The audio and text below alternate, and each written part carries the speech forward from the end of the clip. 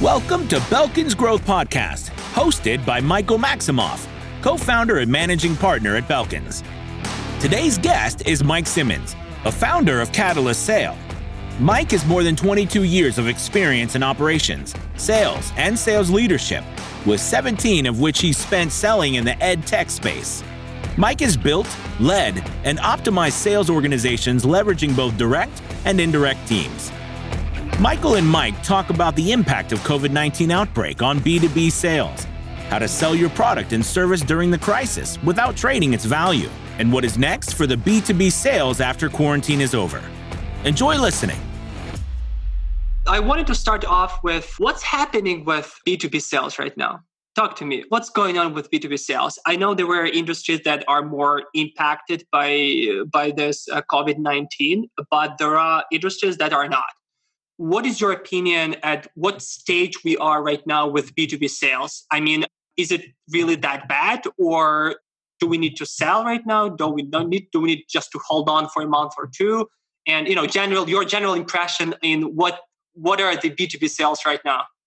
My view on this is that things really haven't changed from a fundamental perspective, meaning how do we sell? What is our approach? How do we engage with customers? All of those things shouldn't change significantly just because there's a crisis that's going on and there's something that's outside of our control that's happening. That being said, if you're selling into let's use airlines as an example. If you're selling into airlines and you're selling airplanes into airlines, you're probably going to have some really tough times here and for the foreseeable future. I mean, there are a lot of airplanes that are on ground, not going anywhere, and companies that are going out of business. Now, if you're selling PPE masks and protection and things that help with systems and processes in a healthcare environment to help people accelerate those processes, then your business is probably up. Like if we're talking to somebody right now who's in B2B sales at a company like Zoom, they are probably pretty busy with inbound, even with some of the negative things that are out there related to security and whatnot, and they'll work through those things. So my view on this stuff, I'll make a sports reference, is that we should try to be like Eli Manning. Never get too high, never get too low. Just kind of be able to stay even keel, take in the information that's available to us, and then change the way that we approach things based on that information. Now, what you might find is that you work inside a B2B sales organization that sells a product that will not recover from this challenge.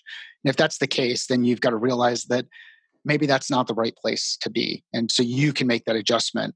The only way that we can think effectively about that, though, is if we apply critical thinking, if we apply feedback loops. One of the ones that I like is the OODA loop, which is observe, orient, decide, and act. And John Boyd is the one who introduced that. He was I think, lieutenant colonel in the Air Force.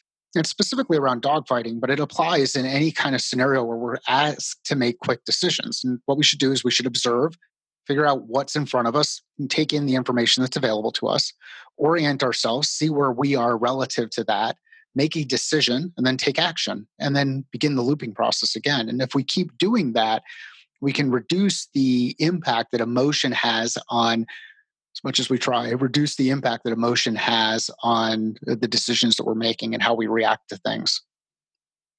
Right. Okay. What if we are talking about industries that are more kind of broad? For example, computer software, IT, marketing, those that were not that impacted, like airlines or hospitality or travel in general, but that are being on hold just because the decision-making process has been extended. So, obviously you probably experienced that. We experienced this. Many of our clients experienced that 50% of their contracts, for example, were put on hold that said, no, sorry, we're not moving forward before this situation clears out.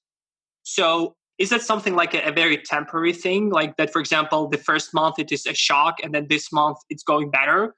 In general, what's your opinion on, do you need to withhold making any decisions for the time being, or do you need to just keep on pushing? And in general, I mean, we are fast to making decisions, right? But I cannot say that for my customers that say, we don't want to make decisions right now, or we feel like we will not be able to close contracts right now just because our clients will be ready to move forward with us just because of this.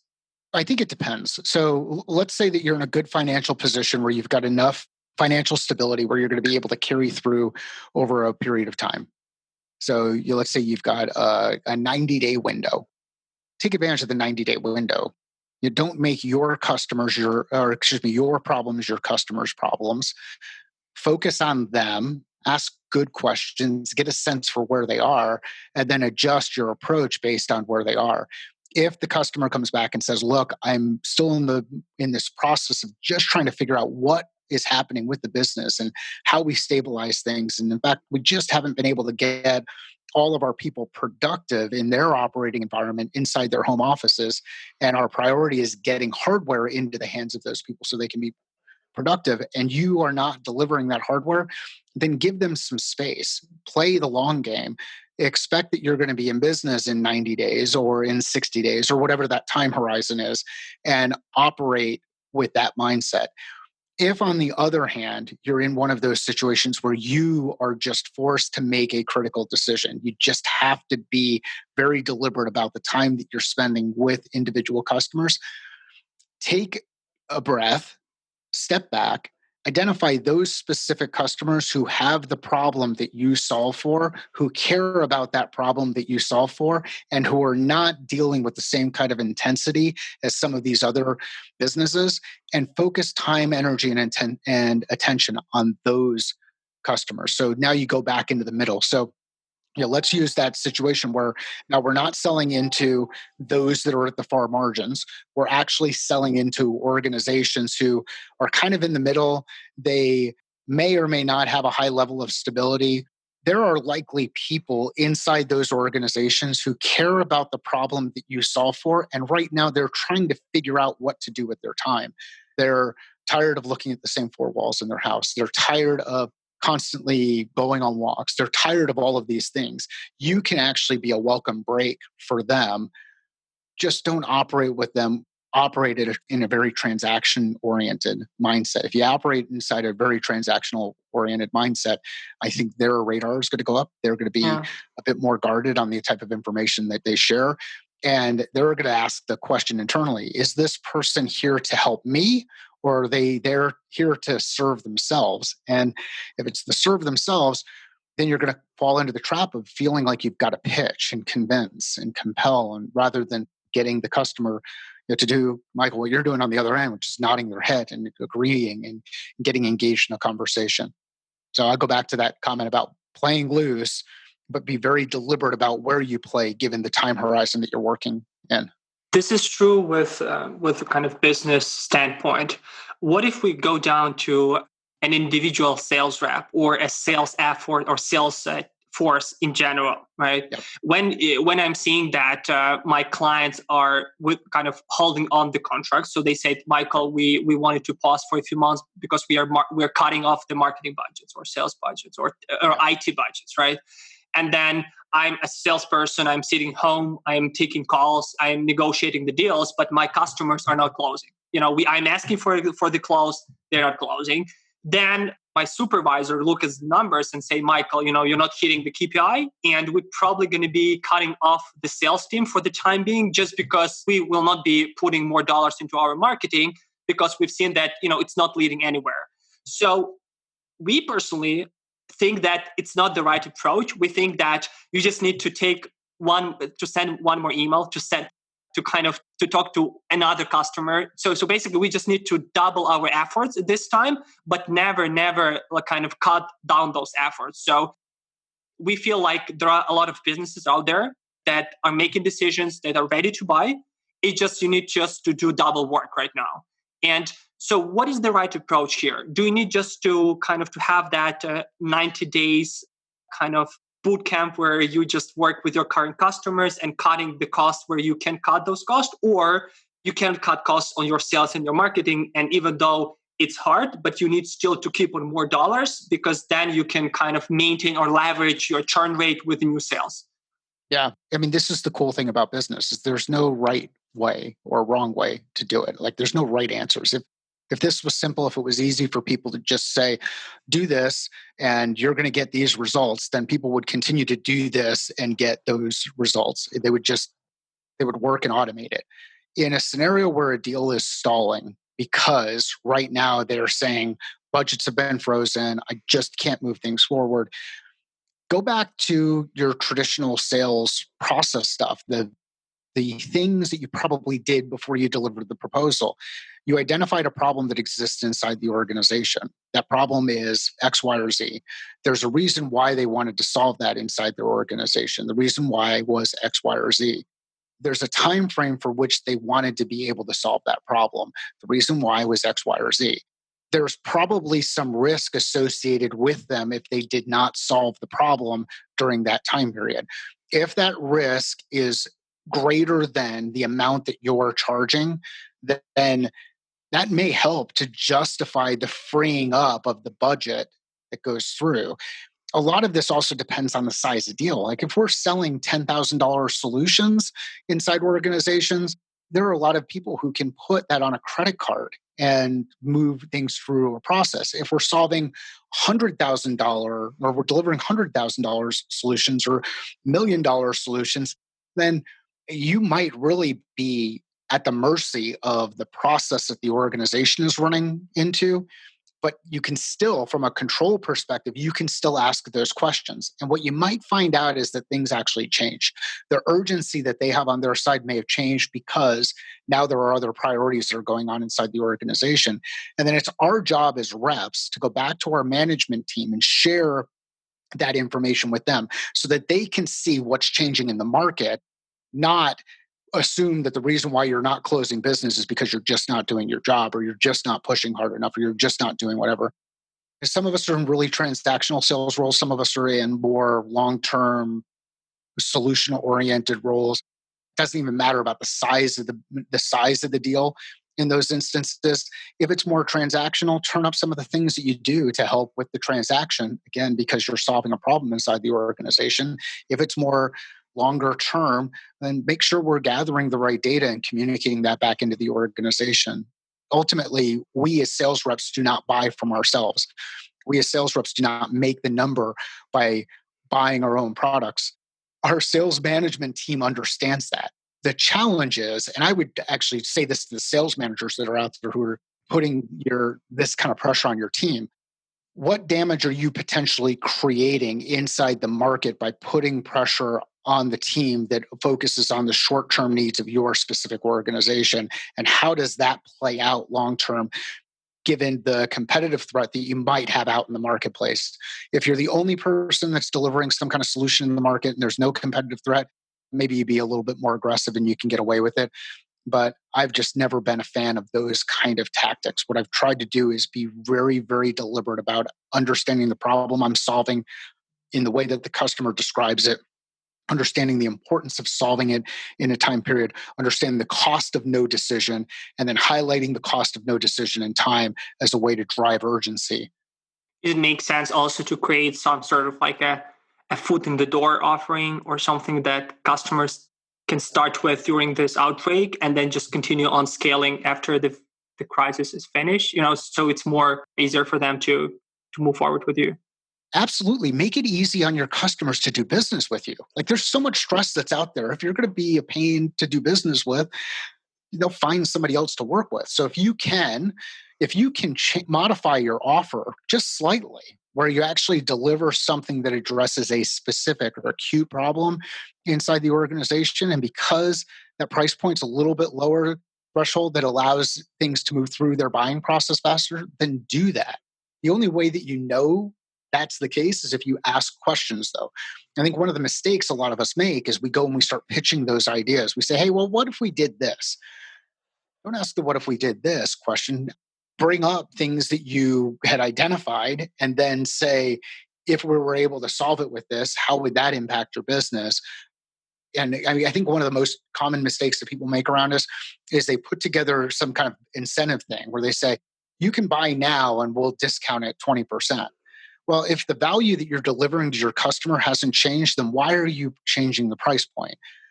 And are you okay with the idea that that price point now becomes the new norm? And when they come back outside of the time frame and say, okay, well, now I'm ready to buy at this price point, how are you going to answer the question when they say, well, you said you were going to do it at 20% less now. How come you can't do it 20% less today? And that timepiece is not really a good excuse. At least not for me, it isn't. You cannot basically get a customer by discounting the cost. You need to just get a small feel of the value that you can give them at either for free or just to give them a feeling of what you can give them or solve a problem, and then just kind of sign them up for your regular. And don't get me wrong, I mean, discounts work. People like to get discounts. Just be comfortable with the idea that if you're going to deliver a discount, you're getting something in return. There's got to be some kind of trade. Like, we should be trading something. Are we reducing the number of licenses? Are we increasing the term for which they're committing? Are we getting them to do a customer case study or testimonial? Are they going to deliver a referral? Will they be a reference account? Like, all of these things, there are trades that we can make as sales reps that are high value to us and might be low value to the customer, but they don't know that, or might be high value to the customer and low value to us, and they don't know that. That's the beauty of trading these things. If we understand, if we are strategic in the way that we operate our sales cycles and understand what's important to the customer, then we know where our leverage points are and the types of trades that we can implement. And trades don't necessarily have to have a monetary value associated with them. It could be something completely different. And one of the things that you might get from a customer is, hey, we need this additional service added here, or I need an additional report, or I need some kind of data, or whatever it is. Have your list of things that you want to trade with that customer and ask them for access into the organization. Hey, while I'm working on this report, or while I'm working on getting that approved, you had mentioned that you were going to help me get in front of this person. Can you make that introduction? Be aware of the trades that you have out there. And trades don't necessarily have to be money driven. They could be people, access, information, all kinds of things. Before the crisis, I mean, the great chunk of the business were made by visiting trade shows, events, face-to-face, just meeting with people, right? Now, everything is online. And I know there are many businesses out there that were just heavily relying on trade shows and making personal connections, and now they're online, and probably they're currently struggling, but they will figure it out, right, for sure. But the question is, do you think after this thing is over, do you think that people start more relying on the digital channel and kind of calls and making decisions kind of online rather than going to trade shows, or the trade shows will still going to be back and they will be still play a huge role in generating new businesses? Unfortunately, I don't have a crystal ball. If I did, I probably would be doing something a little bit different. But so I don't know. However, what we can do is we can refer back to what we've seen in our past. And I've been involved in SaaS-based products since 2000. If you know your history, 2001, we had the dot-com bubble, then 9/11, right? So or did 2000, I forget dot-com. Dot-com 2000, 2001, yeah. 9/11 happened in September of 2001. People reacted. They all reacted differently. I mean, immediately you saw planes stop flying. And then people started looking at this and saying, well, how much risk do I have by putting all of my folks on an airplane and sending them out to training? And what are some of the other vehicles that are available to me? And how do I do X, Y, or Z with fewer resources?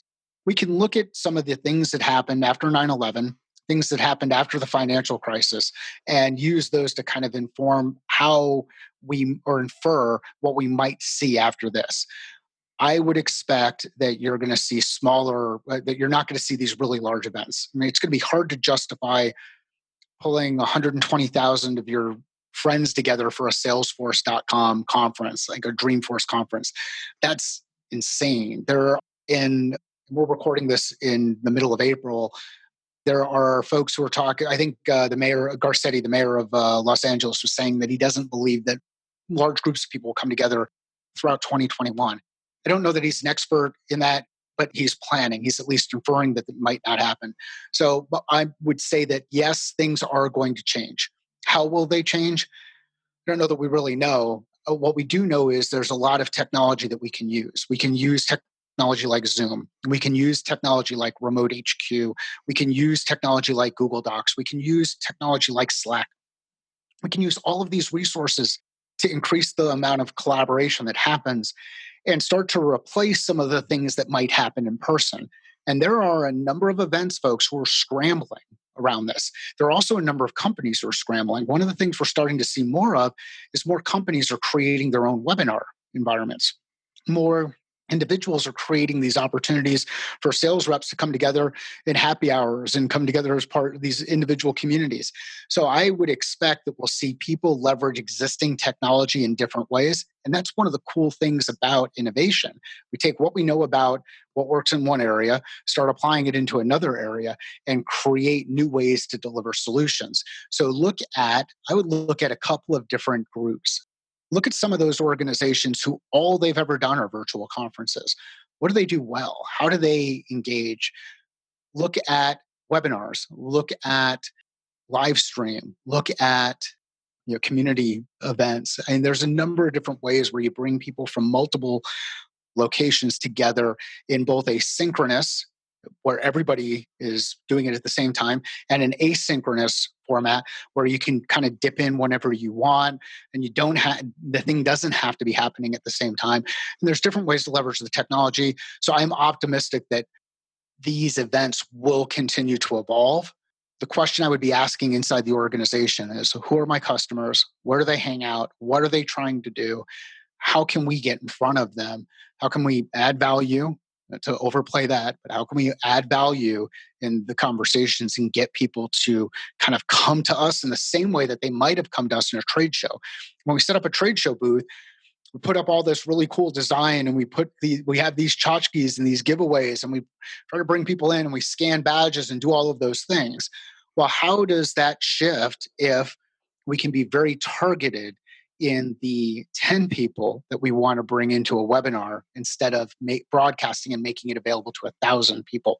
How do the conversations shift? How does the engagement shift? What's the benefit of taking that approach? So yeah, I think things are absolutely going to shift. I don't know exactly how they're going to, but I would imagine more and more Zoom, more and more collaboration tools, and we're going to apply technology that's used in other areas a little bit differently. More webinars, right? More content essentially, and very various ways to deliver that content to your customers, and creating different communities around your brand, right? And just sharing that. So think about like this podcast. And we're recording on a podcast, which is a great way. I mean, I started listening to the HBR IdeaCast way back, and I love the medium of podcasts because it's a great way to communicate information. It carries over, but there aren't a lot of people who listen to podcasts. I mean, the numbers keep increasing, and more and more people are discovering these, but there's other formats. We can do Instagram TV is live now. We can do live events on YouTube. My advice here would be go where your customers are. And the fastest way to go where your customers are is to ask them. So when you're talking to your customers, just ask this simple question. Now that things are changing, where do you plan to go for information? Where do you plan to go? What do you plan to do to replace those larger events that you would go to? And then be quiet and listen, and start to identify patterns in the way that your customers share with you, and iterate based on that. What's going to be happening with overall kind of headcount within companies? I mean, the remote-based work was trending since 2012 or 15, right? But I think that only in 2020, 2021, we will see the shift that folks will start more hiring remotely, that you need to be based out of whatever you are, you just need to deliver, as well as folks start more outsourcing, right? Because then instead of doing something within their own organization, they will say, listen, why don't we hire this guy or that person or that company that could help us to create the value around that? Do I really need to outsource, or I can build my remote workflow also effectively? Because I mean, we personally have been remote a long time. We have an offices in Europe, and we have folks scattered around the world. So we effectively kind of leverage the technology and work remotely. However, I know many of our customers, they are like location, especially for the sales force. It's very important to, to be in one room with other folks, to listen to what others are saying, the vibe of the room, and just start hitting the numbers. So folks are struggling working remotely right now because of different distractions. So do I need more kind of build the process around working remotely, kind of being a business owner to make sure that my folks can work remotely effectively and leverage the technology and the processes and build some kind of KPI around that? Or should I just kind of cut the headcount down and focus more on what if I can have this agency working on a project-based work, delivering this value for me instead of me having 15 people doing the job? Does any of that make sense? It does. I'm going to go back to what happened after 9/11. So what after 9/11, all of a sudden we had different security protocols that we had to use to get into an airport and get to the gate before we could fly. There were different security protocols inside each airplane where you couldn't stand in the galleyway, you couldn't form a line, doors are locked. All of these things will iterate, it will change. The market will continue to shift. The market will prevail. Organizations will shift. Organizations will figure it out. So related to the remote work stuff, one of the cool things that's happening right now, and I've worked remotely since 2003. I've been very fortunate to be in a role where I could do that. And one of the things that is going to shift is people who thought remote work wouldn't work inside their organization now have been forced to operate in an environment where remote work does work inside their organization. One of the cool things that I'm seeing is more people, when you go into a Zoom call, they've got their video on. People are just comfortable with it. And I think another thing that's really cool about it is I work in board shorts and flip-flops. I throw a pullover on so that I'm not just wearing a t-shirt. I'm not going to go throw a button-down shirt on or a suit or any of these other things. And you're starting to see people who would have dressed like that in an office environment actually wear t-shirts and hoodies inside these Zoom calls. So remote work will continue to evolve. Should you add headcount? You've got to look at it and say, is it valuable? What value does it add to the organization? And I actually think a better question is, how much more flexibility can I create in the organization by bringing people together from other countries, other economic backgrounds? How will this diversity help my organization grow? And what can I learn from those who bring a beginner's mind into the organization? And then on the flip side of it, as reps, when we go out there and we try to get jobs, we look at, hey, I would love to work for, let's say you wanted to work for Amazon for whatever reason. You just want to go work for Amazon. And Amazon wants most of their people in leadership to be up in Seattle. Well, now with everybody working remote, you can probably work inside one of those large organizations, one of those companies that you might not have been able to work for before. And whether you're in Seattle or you're in Arizona, you can get on an airplane, be up there in a couple of hours for the big meetings, but you don't have to be there every day. So how can we as reps, we as individual contributors, we as people who are looking for jobs out there, how can we take advantage of this and say, hey, these are a list of companies that I really would like to work for. I find what they're doing fascinating. I find the problem that they're solving fascinating. I find their leadership team is really interesting. And now shift the approach and start going and trying to find opportunity inside those companies. So I think this is actually good both on the hiring side as an employer who hires reps and on the seeking employment side of things. The biggest challenge we're going to have are the biases and the preconceived notions that we have around what works and what doesn't work and where people need to be and how they need to operate. And I think this reset that we've just had will help break down some of those biases. Now, there are others out there who probably are listening to this and looking at this and they're saying, look, all I've done is demonstrate that remote doesn't work for my business. And the reason why remote work doesn't work for my business is I have no idea what my people are doing. Well, that's a leadership and management challenge. Figure out addressing that. It's not the remote work piece. On the other side of that, there are some people who remote work just won't work for. They're in a 400 square foot apartment in the middle of New York City or the middle of London, and they need to just get out. They need to go to someplace. Well, maybe they no longer need to have that 2-hour commute that they had to go to wherever they are, but they can find other kind of maybe remote work environments. So I am optimistic about what the future brings. I Wish I had a crystal ball and could tell you exactly what it is going to bring, but I think there's going to be some pretty cool innovation that's going to happen as a result of this. And just make sure you're asking the right questions. What am I doing? Why am I doing it? Am I working in the right organization? What can I do better? What opportunities can I create both on the hiring side and on the employment side of things? Do you think being a leader, the main question that stops me from kind of having folks working remotely is that I don't know what they're doing at home, how to motivate them, how to make them efficient, and that's the question. And then if that's the challenge, so do you have any advice how I can address this challenge? What are the top 3 that I need to do to be more comfortable with folks working remotely? Number one, hire well. Like hire the right people. When you're hiring somebody, make sure you understand, why do they want to work inside the organization? What's their motivation? What are they excited about? Where's their passion come from? Like, so what's, not to go all Simon Sinek and that kind of stuff, but more like, why do they care? So hire right. You can train for skills, but you can't train for attitude and initiative. And if I can hire people with the right attitude and the right initiative, I can do anything with them. So number one, hire right.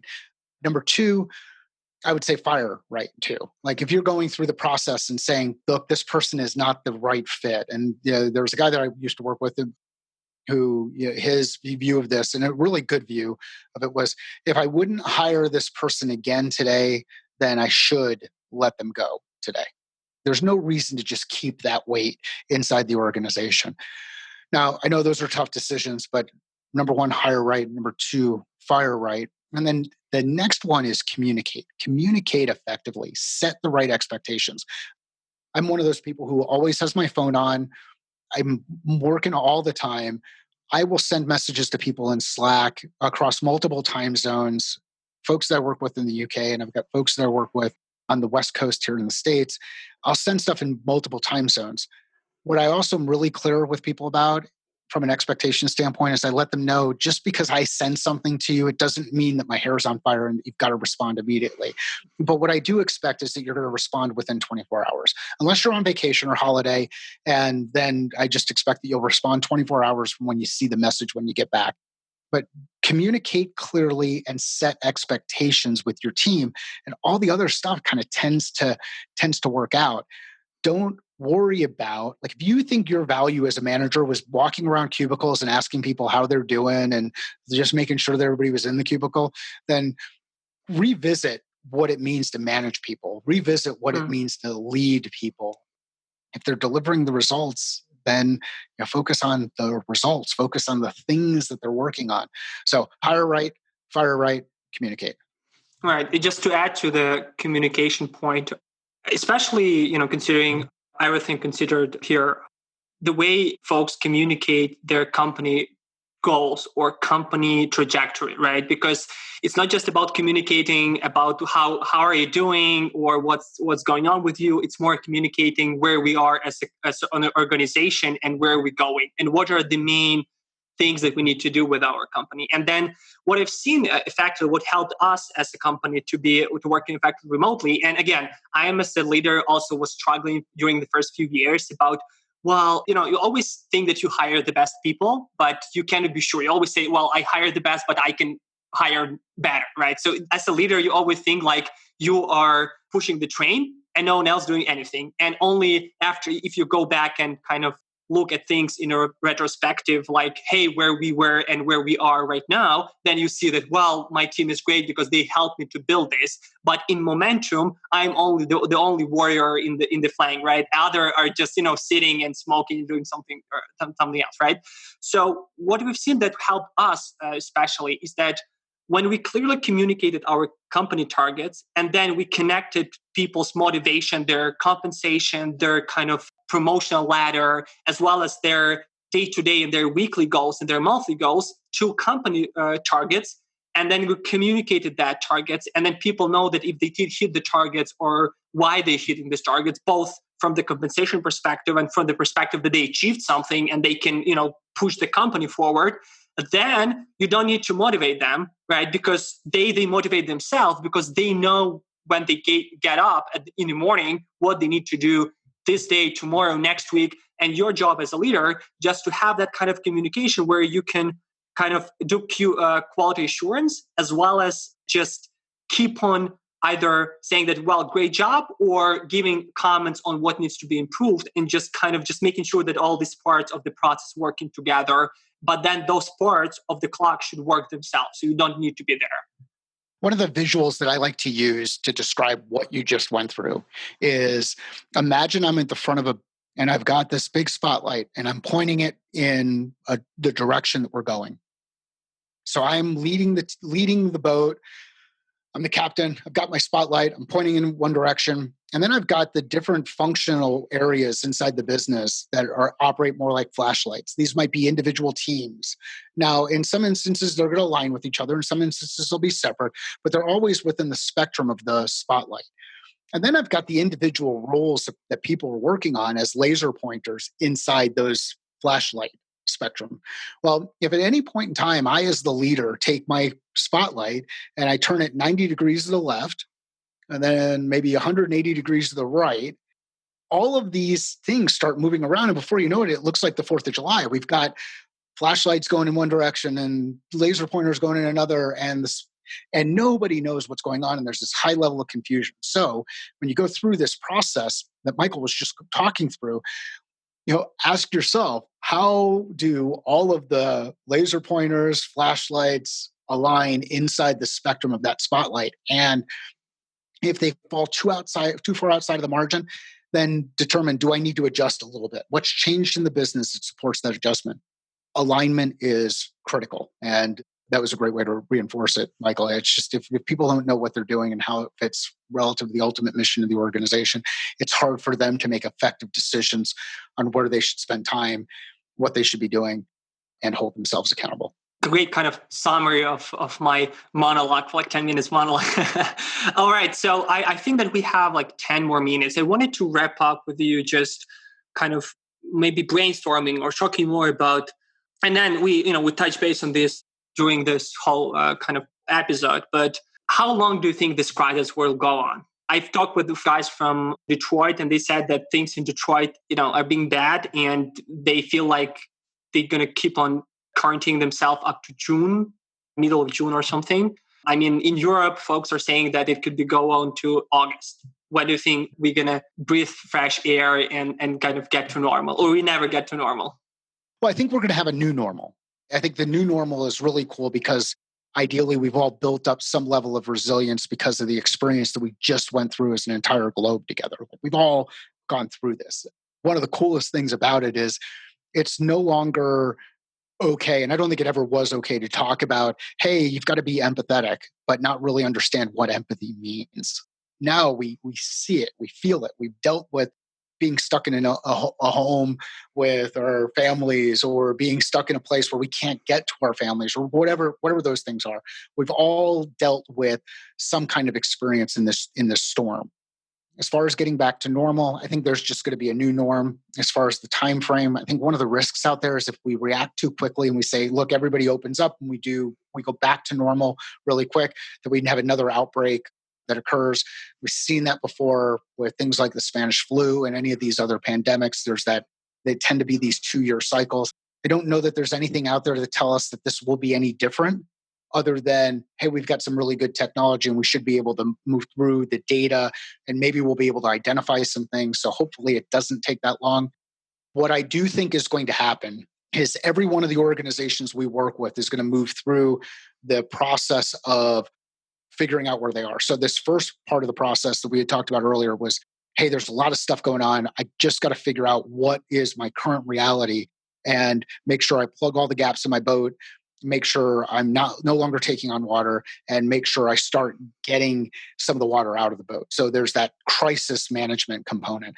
Then it turns into, I've heard people talk about it in this context, they talk about it being at a level of gravity. We're now at this certain elevation where we know we're just kind of moving along. We don't know how long we're going to stay at that elevation, but we've got things stabilized. So we fixed the leaks, we've got through the storm, we stabilized. Then we start to move to this point of kind of normalizing and saying, okay, now we've stabilized this thing. Now where do we go? What's next? What's this next evolution? And I think depending on where you are in your business, You're either going to move through one of those three phases really fast or really slow. What's important is knowing which one are you. Are you the one that's moving really fast? Are you the one that's moving really slow? And if you try to skip steps, know that you're taking on additional risk that may not be necessary. So to get back to more practical things, ask yourself these questions. What have we learned about the market? Have we started to realize these patterns again, things that are starting to repeat themselves? If we're starting to see those patterns again, how can we address things from a pattern perspective? If every time we engage with people, the story changes, then we've got to realize that, hey, maybe they're still in the middle of the storm and things haven't normalized and we still have that phase to work our way through. What we do know is money has to start working its way through the economy in order for everything to continue to build and everything to go along.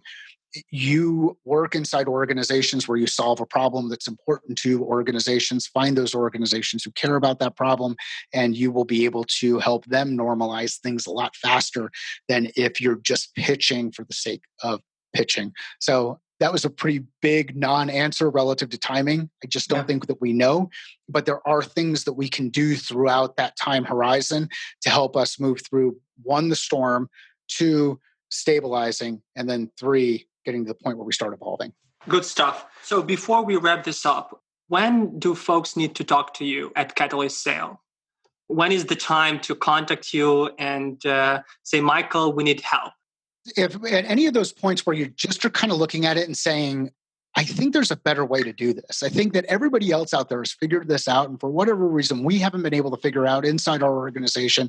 And I just need to talk to somebody who can help me gain a different perspective, help me see things that maybe are inside these blind spots that I can't avoid. So if you are someone who's out there operating your business or operating a territory, this could be an individual rep, it could be a business owner, and you're saying, you know what, there's just some things that I don't think we really know the answers to, and we're not even asking the right questions, that's a good time to engage with Catalyst Sale. We're extremely process-oriented. Although I'm not a scientist, take a scientific approach, apply a scientific method to the way that we address things, ask a lot of questions.